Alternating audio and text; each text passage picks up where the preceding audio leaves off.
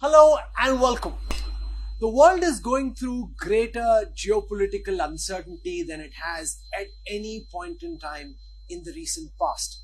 And to talk about what the post-Trump world means for India and the rest of the world, we're here at the World Economic Forum at Davos and kicking off our coverage with the world's #1 political risk guru, Ian Bremmer.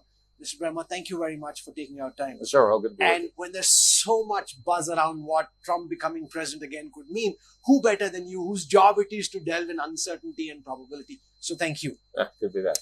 Trump takes over, and everyone's wondering what are amongst the first few things he's likely to do. He's going to be in such a stronger position than he was last time around. So, I mean, his election agenda, his promises on deportations of illegal migrants, his promises on tariffs on other countries, I mean, these are actually going to be implemented to a much greater degree than I think anybody expects. And he's going to make much bigger demands of other countries around the world, right? He wants the Russia-Ukraine war over. He wants the Middle East wars over. He wants other countries to address and align their economies and their political decision-making more closely with the United States, or else. Point is that in 2017, you and I were in Davos in 2017, and President Trump, was not nearly as well respected, as not nearly as well listened to as he is going to be this time around. So the transition is very dramatic. I don't know if the respect has changed very much, but his position of authority most certainly has. It's a respect for power. It's not a respect. Well, and actually, for some leaders, it's a respect for who he is. I mean, we've got the inauguration happening today, and Giorgia Meloni, a G7 world leader, is there. That would not have happened in 2017. Javier Milei from Argentina, presiding over one of the best stories in the world today economically, is going there to see him. There are a lot of leaders in the world that legitimately feel more aligned with Trump than did back in 2017. So some of it, I think, actually some of it is respect, even if you may think it's misplaced respect, but clearly respect for power. That is something that everybody is feeling right now. He also seems far more certain of what he's doing, more in control, looked at from far closer to the action. How do you see Trump 2.0 being different from what the world saw the first time? Well, domestically, Trump has control of the GOP, where in 2017, the Republicans had coattails that Trump had to ride. So not only does he have the House, does he have the Senate, does he have a 6-3 judicial majority, but also all of the appointees are loyalists to Trump. There's nobody like Mike Pence or Gary Cohn. There's nobody like Nikki Haley or Mike Pompeo or Jim Mattis. I mean, literally every person he has appointed, some of them are well respected, some of them are not, but they all share a willingness to do what Trump wants. So the first point is that he's truly consolidated power domestically. The second point is that the United States, from a relational perspective, is in a much better position than other countries. They're enemies. They're adversaries. Russia's in severe decline. Now, they weren't in 2017. Iran has just lost their empire by proxy in the Middle East. Not the case in 2017. China's having the worst economic period since the 90s, maybe the 70s. Not the case in 2017. And even America's allies, who aren't in that bad condition, but their politics, of course, are a lot worse. Look at countries like South Korea and Germany and Canada, where their governments are falling apart. Look at even the anti-incumbent sentiments in places like France and in the UK. So, I mean, the Americans, with their economy coming out of the pandemic much stronger than any of their peers, also are in a much stronger political position. So I think that when you look at Trump wanting to undo an American global order, which is unheard of, really. We've never experienced that. That's why the geopolitics is so unstable. But he's also in a much stronger position to be able to affect that he was not the first term at all. Let's spend some time on what Trump could mean for India. The one issue that's got a lot of people worked up is immigration, because is his approach on illegal immigrants. There's also a big debate raging in the United States over H-1B visas. What do you think is most likely going to happen on the issue of immigration, legal and illegal? On illegal immigration, Trump won the election in large part on that issue. As one of the top issues, for many people, the top issue. And not only that, but one that the Democrats really failed to address. So he feels very strongly about it. He feels like even if it leads to higher inflation in the United States, and it will, lower tax revenue, lower consumption, all those things are true, but he's going to address it. You are looking at 15 to 20 million illegal immigrants in the United States right now. I would not be surprised if 1 million of them are forcibly deported in the first year. Well, where will they go and who will take them? Well, they'll go back, number one. So Trump has already told the Mexicans, if you're not willing to take everybody, including some from countries that came through Mexico but aren't necessarily from Mexico.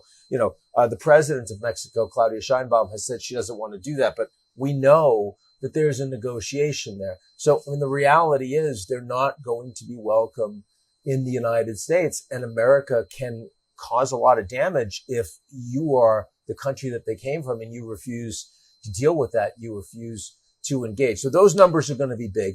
On the H-1Bs, you saw the fight between Elon Musk, Vivek Ramaswamy, who looks like he's already forced out of Doge and it hasn't even started yet. That's quite something. Level of uncertainty among the appointees is always a question, but they very much support H-1Bs and legal immigration, especially among more skilled workers. But a lot of what I would call deep MAGA, as opposed to dark MAGA, not the globalists, but instead the populists that support Trump, they're not interested.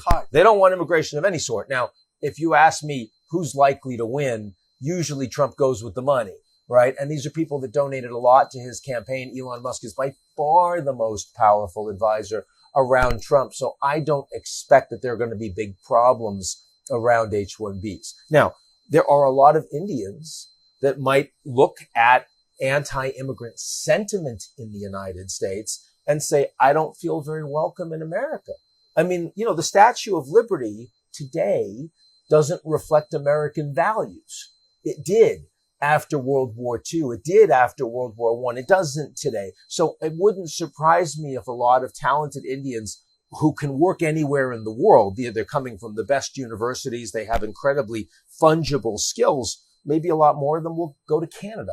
Maybe a lot more of them will go other places. And I think that's a concern because it's not just about setting legal policy for the United States. It's also about, are you welcoming to people from all over the world? And America first doesn't sound very welcoming, right? A lot of women from India might say, I'm not very interested in going to a country where they're actually taking back women's rights. A lot of gay people might say, no, I'm not so interested given what I hear from the U.S. right now. So I do think that the values, the fact that the Americans don't really know what they stand for in terms of values right now, will have a chilling effect on some legal immigration. Is Elon Musk at the moment the second most powerful man in the United States? Yes. Do you see his bromance with Donald Trump continue, or could these two mercurial people have a blowout? He's clearly the most powerful not president in the United States. And in some ways that was true even before Trump was elected, given his role in the public square, given his role in the military, industrial, technological complex with SpaceX in particular.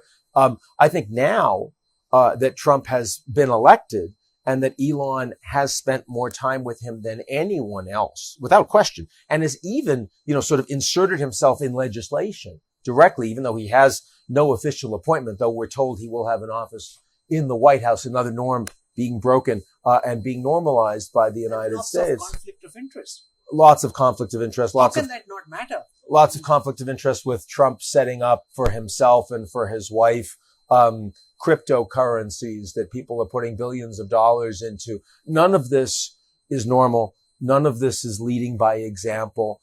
If Narendra Modi were to have meetings with a head of state or a CEO and bring in Gautam Adani, I promise you, in Davos, they would be calling India a banana republic. They would say, what are you doing? But when the most powerful country in the world does it, it's not a banana republic. It is a new order. It's a new way of doing things, and you have to react to it. So what's happening is that we are embracing what I call a G0 world, right? The law of the jungle, that the strong do what they want and the weak suffer what they must. And that's a very dangerous position to be in. It's not one that people expected from the world, and specifically not from the United States, since the Soviet Union collapsed. Look, American values, as you and I know, and we've debated this before, they're frequently hypocritical. They're not equally implemented. It's not like the United States has always been a paragon of exceptionalism around the world. Look at the wars in Iraq and Afghanistan. Look at Guantanamo. Look at the financial crisis. All of these things. And yet, at the end of the day, the United States was still a country that you would say was standing up for U.S.-led multilateral institutions, was standing up for a global free market with rule of law, was standing up for collective security, was standing up for democracy, right? That is clearly not the case anymore. That is being decisively rejected by President Trump and his administration. And I think that is going to drive enormous uncertainty in the world. I want to bring you back to that question of whether Trump and Musk continue to cohabit and work together. Will they have a likely blow up? I don't think that they're going to blow up. A couple of points here. First of all, Musk himself, people say, oh, he's on the spectrum. You can't contain him. You know, he says whatever he wants. And so he's going to upset Trump somehow. I don't see that at all. Elon Musk has never said a bad word about Xi Jinping. Sure. Not once, right? And the Indians know this very well. Sure. He's very careful. Is it because suddenly his brain works when it comes to China and it doesn't when it, no. He knows exactly what he's doing. It is useful for him economically. Trump is more important for Elon Musk than Xi Jinping. Very clearly. Elon is now in the position to become the most important member, the most powerful member of the American military industrial technological complex, arguably the most powerful institutional space in the world. No one else is close. So Elon is going to be very careful not to screw that up. Meanwhile, Trump has always been effective at managing people that are much more rich and powerful than he is. And Elon is particularly powerful in the ways that matter to Trump. It's not like he has a big army, but he has hundreds of millions of people that follow him. He makes headlines. Trump cares about that. He gave $250 million to the Trump administration. Trump cares about that. He can use Elon as his bomb thrower in chief. And that basically is the role that he's playing when you look at what Elon's been saying about the Germans, the French, the Canadians, the Brits, American allies. Some of those tweets, Trump has been looking at Elon and his phone when Elon put them out. So it's not like Elon is doing it in secret and then Trump is getting angry. They're workshopping this. You think so? When I know that for a fact. Elon Musk pushes in favor of the German far-right party or against the current government in the United Kingdom, or about Canada, making fun of the current prime minister, you think that's happening in cahoots with Donald Trump? I know for a fact that some of those posts were done when Trump was watching Elon do it. So there was active discussion. I wouldn't say every single one, but I know that that's the case, yeah. The other thing, Mr. Bremmer, that's a huge concern to audiences in India are the kind of tariffs that Trump is actually going to implement. He's called India tariff king. I mean, the bigger threat is to China, but let's focus for a moment on what do you think might be Trump's position on tariffs versus India? Trump for decades has viewed tariffs as the principal lever of American power, American economic policy. And since he's become president, he'd also say that about national security policy. So he's not changed. Suddenly he's 78 years old. He's like, oh, I think differently about this. Clearly the same. Also something that your viewers probably don't know, is that the key economic cabinet members are not going to be confirmed in place until probably the end of February at the earliest, which means for the initial weeks, you have a lot of the White House advisors who are much harder line on tariffs, that are going to be working to implement policy fast. So certainly on China, I expect that Trump is going to come out of the box quite quickly and put additional tariffs on the Chinese. Wouldn't surprise me if we see that in places like Canada and Mexico too. So what kind of tariffs? Because he's spoken from 25 to 60s. There's a wide spectrum. Where do you think he'll actually end up? I think with the Chinese, he probably starts somewhere around an average of, 25% tariffs across the board. It's not going to be 60. But all of these are negotiating points. Sure. All of these are points meant to maximize leverage by the Americans to get other countries to respond. But he wants to show that he's serious about this right out of the gate. And he also doesn't want countries to think that they can avoid, sort of American power. And that'll be true for India too. For India, I think, and you and I have said this before, India is the one major country out there that was always going to do well, irrespective of whether Kamala Harris or Trump became president. That's still true. Nothing has changed there. Will he implement tariffs on India? Extra tariffs? It wouldn't surprise me if on some goods you actually were to see the Americans put a squeeze on India. But I think it'll be more about aligning Indian technology with the United States. And that's a fairly comfortable set of asks for the Indian government. So I don't see anything close to a crisis coming here. There are two cases, one on Panu, in the United States, and then the second case is on Gautam Adani, which have been linked in some ways to the inauguration of Donald Trump. People wondering whether the new government will pursue these cases the same vigor as the last government. Yeah, and I think we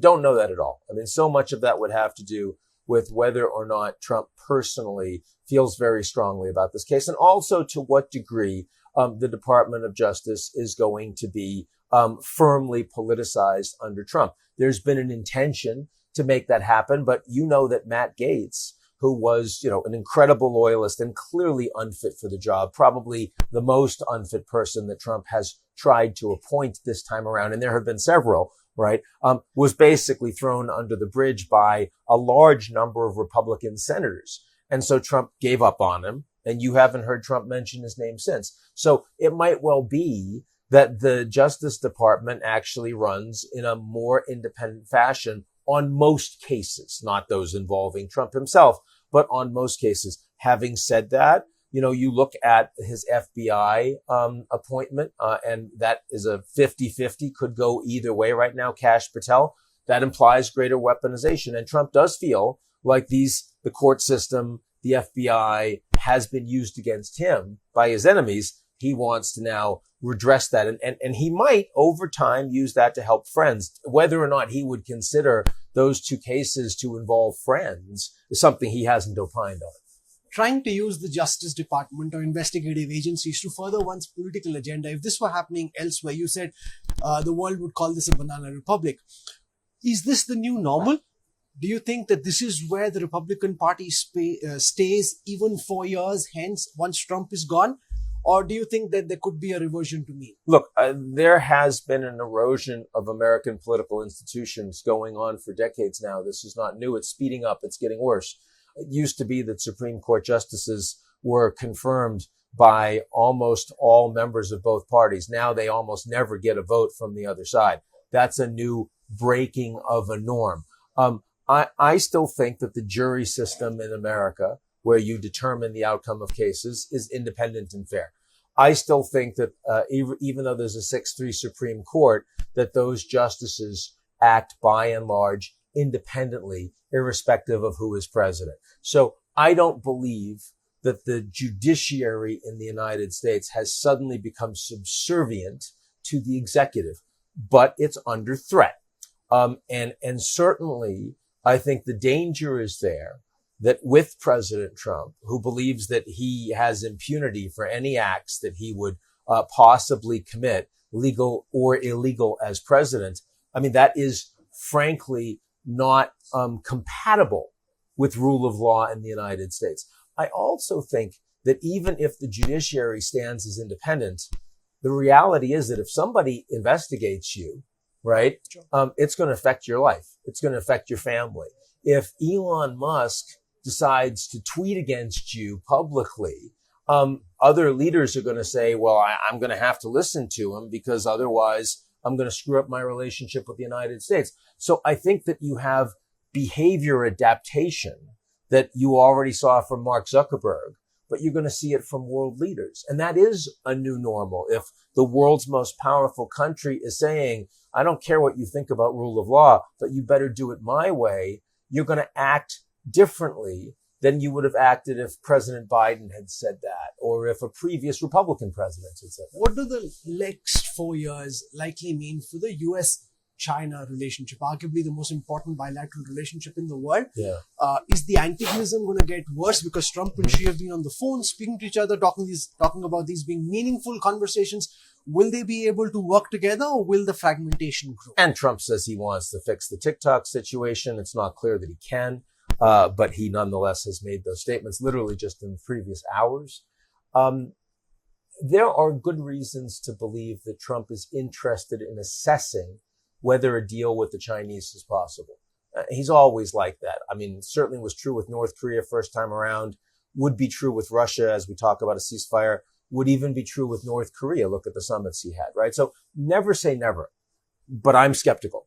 I actually think that U.S.-China relations are going to get much worse over the coming months. And I think one reason for that is because the U.S.-China relationship is actually very complicated. There are a large number of issues where there's no trust and there's real confrontation. And one of the reasons why Biden was successful in stabilizing that relationship is because he put a lot of effort into the actual engagement. He set up 25 high-level channels between the two countries, and they were working those channels regularly. I see no circumstance when that's going to happen under Trump. So Trump will say, I'll have a meeting with Xi and it'll be a good meeting. That's not the way things get done in China. Sure. You actually have to engage throughout the Communist Party in all of these areas, some of which have a fair amount of, I wouldn't call it independence, but at least input into the system. And there are so many areas where the GOP is strongly angry with China, where Trump's national security top advisors are all very angry with China. I don't see it. Instead, I see tariffs. I see a tougher national security environment. And I think the U.S.-China relationship is heading for a trade war. How should India navigate this coming trade war? There's a lot of talk of how China plus one could be advantageous to India. It hasn't fully panned out that way. What, from the outside, are your recommendations of how India could make the most of the situation that's unraveling around us? Look, India is privileged because of all the countries that want to hedge between the U.S. and China. India is the strongest. India is the biggest, right? So you have more capacity to hedge than Mexico. You have more capacity to hedge than, Laos, right? But still, the pressure that's going to come on India for doing less with the Chinese, I think is going to be substantial. Really? But yeah, because I think Trump is going to be uncomfortable with it. You've already seen this on national security. You've got this new AI ruling on advanced semiconductors, and there are 19 countries that are privileged, not including some NATO allies, not including some EU members, and certainly not including India. And so the Americans are going to demand that India is much closer to the United States, but you're going to have to do a lot to align with it. And some of that will antagonize your most important trade partner, which isn't America, it's China, right? And that I think is going to be harder over time. That comes at a time when India and China are just about trying to mend bridges. There's been a deadlock along the line of actual control. We're working backwards around it. So it's going to be a very tricky situation. That's How right. do you see it play out? That's right.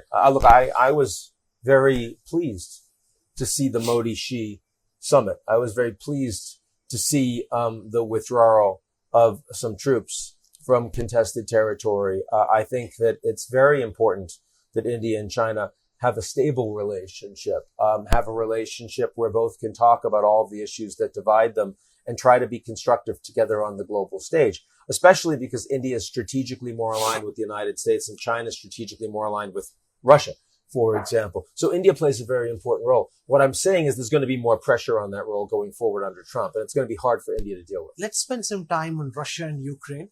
And what do you think in the next few months is most likely to happen in the theater of war? In the near term, you're going to see an escalation because both sides will try to put themselves in a better position to negotiate. They know those negotiations are coming soon. So that means the Russians will attack more critical infrastructure, try to destroy Ukraine's energy capacity, maybe take a shot at assassinating the president if they think they have one. The Ukrainians will send more missiles deep into Russia. They might also try to assassinate, other military leaders. They just got one a few weeks ago. That is an escalatory environment. But there's a lot of pressure to have a ceasefire. And I think that there will be a ceasefire this year. I think that ceasefire will fundamentally lead to a partition of Ukraine, even though no one is going to accept that as an outcome. That will be the de facto reality. The two questions, one is, what does the U.S.-Russia relationship look like on the back of that, right? I mean, are there any sanctions that are removed or reduced or not? Because, a ceasefire doesn't end the war, a ceasefire starts the negotiations, and I think it's going to be very hard to end the war. I think Russia will still be very antagonistic towards the West.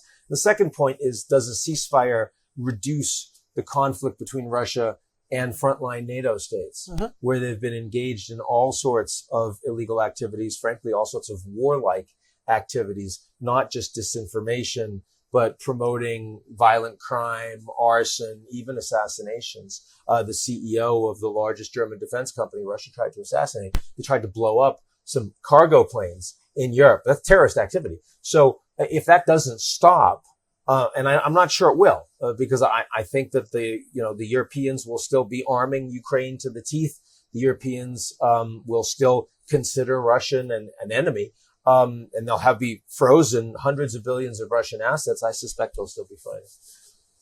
We've just seen a truce between, the Hamas and Israel, and we've seen Iran unable to try and use the proxies that it had. How do you see the situation in West Asia play out over the next 12 months? I see, of course, the Gaza ceasefire is an early win. I expect Trump will get a lot of early wins because he's in such a strong position. This is one of the first. It's 42 days. There's 33 hostages that are being released. Will that lead to a phase 2 agreement? Maybe.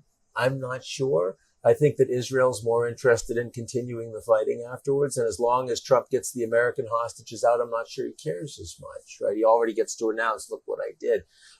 But the bigger danger, the war is not going to be what it was 6 months ago. There's not as much for the Israelis to hit. Hamas doesn't have the military capabilities. Hezbollah. How much of its structure still stands? The organizational structure? Well, its military capabilities are largely gone. The tunnels are gone. The weapons caches have been blown up.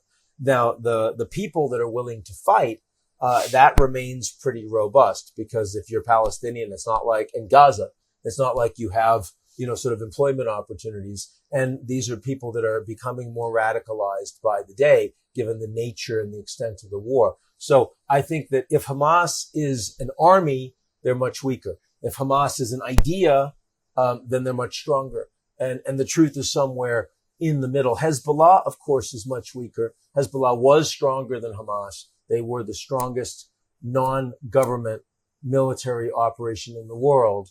And why did all Iran these destroyed. capitulate in the way they did? The Syrian regime, all of Iran's proxies, which were so wanted in geopolitical circles, thought of as being a very strong counter to Israel and the United States, they just seem to have come apart. Well, why did they collapse so spectacularly? The main reason is that Israel has escalation dominance in the military, in intelligence, and in both defensive and offensive capabilities, so that there's no longer any deterrence on the part of those leaders. So Israel can do what they want against Hezbollah. No one can stop them. The Iranians can't threaten Israel. Oh, don't do that or we'll blow you up. No, you don't have the ability to get missiles to target and kill Israelis. And if you do, they'll destroy your regime. So, the reality is Israel, with very strong support from the United States, Biden and Trump, are able to determine the pace and the level of all of these wars. And even Hezbollah. No, now Assad was a surprise, because HTS, during the 2-week uprising, were told by the Turks, we're happy to have you attack, but don't go all the way to Damascus. And the Russians and the Iranians were supporting Assad, and yet Assad's own military was completely incapable of fighting. That, I think, surprised pretty much everybody in the South. Netanyahu's talking about regime change in Iran. Do you think Israel can pull it off? No, not by itself. Of course, regime change is ultimately a matter of the Iranian people. And because the Iranian military and the IRGC, the Islamic Revolutionary Guard Corps, are very willing to repress the Iranians using extraordinary force, the Iranians are going to have to show incredible courageousness for them to be able to overturn this despotic regime. Yet Israel can nudge. And the fact that Israel has destroyed Iran's empire, it feels like 1989, when the Soviets lost the East Bloc, but they still had the country, right? And now there are domestic challenges inside Iran, and Israel's making it worse for them. And America's going to make it worse for them too under Trump. You'll see tougher sanctions. The big question is whether they would be willing to go after the nuclear facilities, and Israel can't do that by themselves. They need American support. I'm not sure Trump wants to risk that war. What's your view on whether Trump would deploy his big bombers to go after the nuclear facilities? In the early days, I think no, because I don't think that Trump wants to risk $100 oil. But, over time, I know there are people inside Trump's administration that want him to do that. And the Israelis want him to do that. So again, never say never. I wouldn't expect it early. Lastly, what's your number one nightmare? You spend so much time looking at global risks. What keeps you awake at night? Nothing keeps me awake at night, because, we work hard and hopefully we sleep hard. But honestly, I think AI, it's the thing that excites me the most, because the use cases are so transformative for human ingenuity and also for industry. But we're not close to regulating it effectively, and it's moving much faster. Do you see that change this year? Because governance is not really keeping up with the speed of change of AI and not its even capabilities. close. Not even close. And is that the way it'll stay through the year? Yes, that's the way it'll stay through the year, because the Americans are going to lean into trying to beat the Chinese in an arms race. And, last time we did that was with the Soviets on nuclear weapons, and, it led to 1962 and the Cuban Missile Crisis. So I'm not sure right now. So what's your scenario of an AI crisis between, say, China and the United States? What could it look like? Well, let me say more broadly. When I look at the geopolitics of the world today, I think the question is whether the appropriate analogy is the 1930s or the 1950s. I think the 50s are a better analogy, because we're not heading for World War III. But we are heading to an unalloyed arms race in artificial intelligence between the Americans and the Chinese. And it's not going to be slow and incremental like the nuclear race. These things are moving incredibly fast. And again, when I say countries like India are going to have to make decisions, who you align with technologically and how deeply is going to be the most important decision for your sovereignty for a long time. But Trump's moves can lead to counter moves from his adversaries. If he thinks he can do whatever he wants, what's stopping Xi from making a go for Taiwan? There's a lot of talk about how 2027 could be the definitive year. Each time you say no, and I wonder why. I say no. Well, it's been many years now. I've been asking the same question. Right, each time. It's mostly because it's always been because the Chinese aren't ready, because it'll cause more damage to them. And at the end of the day, they're reasonably rational. Now, if Xi Jinping gets much older and doesn't listen to anyone and starts getting bad information, maybe I'll get more concerned. But for now, the Chinese don't have the economic capability. They certainly don't have the military capability. And they don't need another crisis like that. So I don't see a Taiwan crisis in the near term. Ian Bremmer, I couldn't have thought of a better way of kickstarting our coverage of the World Economic Forum. Thank you very much for joining us at the University. Thank you very much. Cheers. Thank you.